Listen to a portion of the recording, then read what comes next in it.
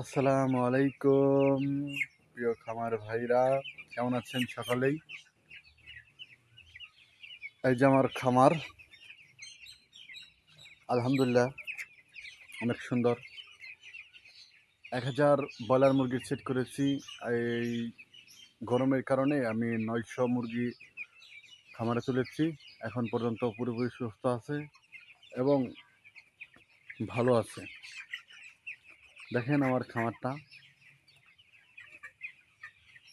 এদিকে রোদ, তার কারণে মুরগি একদিকে চাপ লেগে আছে।